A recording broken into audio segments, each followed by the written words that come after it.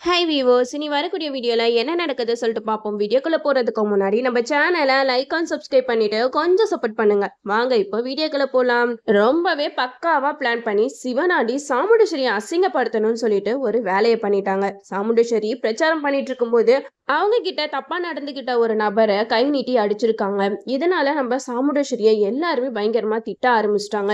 இதுல இருந்து எப்படியாவது அத்தையை காப்பாத்தணுமே அப்படின்னு சொல்லிட்டு நம்ம கார்த்திக்கும் போராடிக்கிட்டு இருக்காங்க. கண்டிப்பா இது சிவனாண்டியோட பிளானா தான் இருக்கணும். ஏன்னா சாமுண்டேஸ்வரியோட பேரை டேமேஜ் பண்ற மாதிரி சிவனாண்டி இந்த மாதிரி ஒரு வேலையை பார்த்து வச்சிருக்கான். அப்போ அந்த நபரை நம்ம கண்டுபிடிச்சா மட்டும்தான் அவன் மூலமா எல்லா உண்மையுமே நம்ம நிரூபிக்கலாம் அப்படின்னு சொல்லிட்டு கார்த்திக் மயில் இவங்க 2 பேருமே அவனை தேடி தேடி அலைஞ்சுக்கிட்டு இருக்காங்க. ஆனா எங்கேயுமே அவனை காணல. மயில் சொல்றாங்க, என்னப்பா இந்த சிவனாண்டி இப்ப அவனோட ஆட்டத்தை ஆரம்பிச்சிட்டான் போலயே, இப்ப அவனை எங்க ஒளிச்சு வச்சிருப்பான், கண்டிப்பா அவனை எங்கேயாவது தலைமறைவாக்கி வச்சிருப்பான். ஏன்னா அவன் மட்டும் நம்ம கண்ணுல கிடைச்சானா அவ்வளவுதான், நம்ம ஏதாவது பண்ணிடுவோம் அப்படின்னு சொல்லிதான் சிவனாண்டி அவனை எங்கேயாவது மறைச்சு வச்சிருக்கணும்.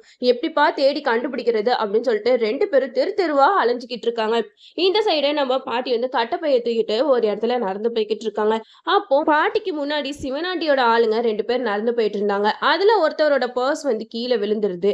பர்ஸ் கீழே விழுந்தோடனே நம்ம பாட்டி வந்து அந்த பர்ஸை எடுத்துட்டு, அச்சோ இப்படி இந்த பசங்க பர்ஸை மிஸ் பண்ணிட்டு போறாங்களே, சரி நம்ம எப்படியாவது அவங்க கிட்ட போய் கொடுப்போம் அப்படின்னு சொல்லிட்டு அந்த 2 பேரையும் கூப்பிட்டு கூப்பிட்டு பாக்குறாங்க. ஆனா அந்த 2 பேருமே திரும்புற மாதிரி தெரியல.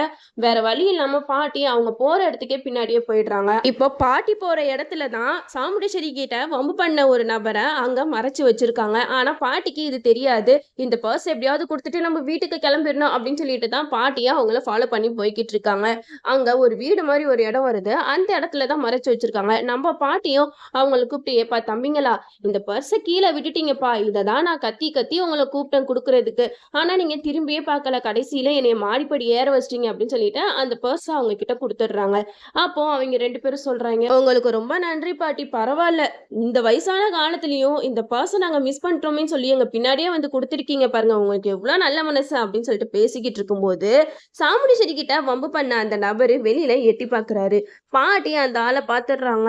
என்ன இவனை எங்க பார்த்த மாதிரி இருக்கே அப்படின்னு சொல்லிட்டு பாட்டி கொஞ்ச நேரம் யோசிச்சுட்டு இருக்கும் போதுதான் தெரியுது, ஆஹா இவன் தானே நம்ம மருமக கிட்ட வம்பு பண்ணது, நீ இங்கதான் ஒழிஞ்சுக்கிட்டு இருக்கியா அப்படின்னு சொல்லிட்டு பாட்டி அவங்கள கன்னத்துல அறையிற மாதிரியும், உங்களை பத்தி நான் என் பேரன்கிட்ட சொல்ல போறேன்டா, சாமுண்டீஸ்வரியை யாரு நினைச்சா, அவ என்னோட மருமகடா அப்படின்னு சொல்லி பேசுற மாதிரியும் பாட்டி வந்து சும்மா நினைச்சு பார்த்துக்கிட்டு இருக்காங்க. இப்போதைக்கு நம்ம எல்லா உண்மையும் சொன்னோம்னா கண்டிப்பா இவங்களை வேற இடத்துக்கு ஷிஃப்ட் பண்ணிடுவாங்க.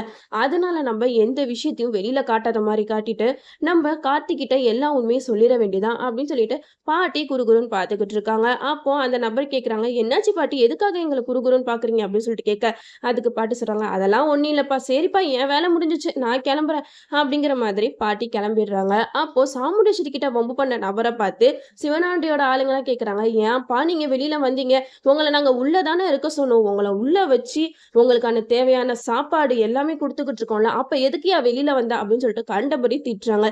இதையும் நம்ம பாட்டி காதால கேட்டுட்டே போறாங்க. அந்த நேரத்துல தான் நம்ம மயில் வாகனம் காத்தி 2 பேருமே புலம்பிக்கிட்டு இருக்காங்க. இப்ப எப்படிப்பா நம்ம அவனை கண்டுபிடிக்கிறது, யாராவது உதவி பண்ண மாட்டாங்களா கடவுளே அப்படின்னு சொல்லிட்டு கடவுள்கிட்ட வேண்டிட்டு இருக்காங்க. அப்போன்னு பார்த்து நம்ம பாட்டி கரெக்டா கால் பண்ணிக்கிட்டு இருக்காங்க.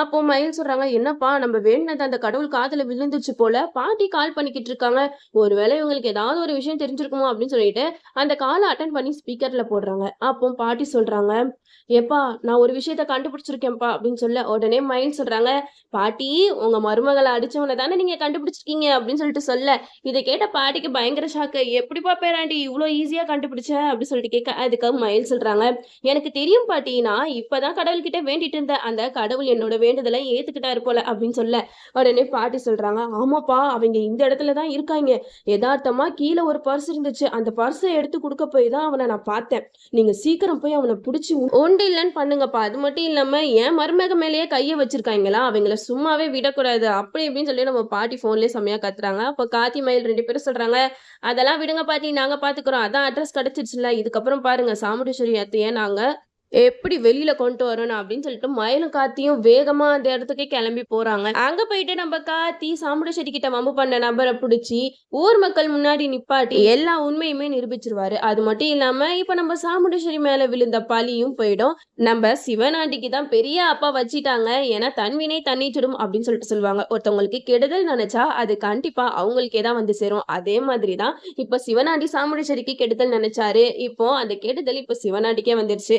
இந்த விஷயம் தெரிஞ்சா ஊர் மக்கள் எல்லாருமே இப்படிப்பட்ட ஒருத்தனுக்கு ஓட்ட போட்டு ஜெயிக்க வைக்கிறதுக்கு நம்ம சாமுண்டீஸ்வரி அம்மாவுக்கே ஓட்டு போட்டுறலாம். கண்டிப்பா இவெல்லாம் ஜெயிச்சு வந்தானா இந்த ஊரு உருப்பிட்ட மாதிரி தான் அப்படின்னு சொல்லிட்டு சிவனாண்டி எல்லாம் கரைச்சு கொட்டிடுவாங்க.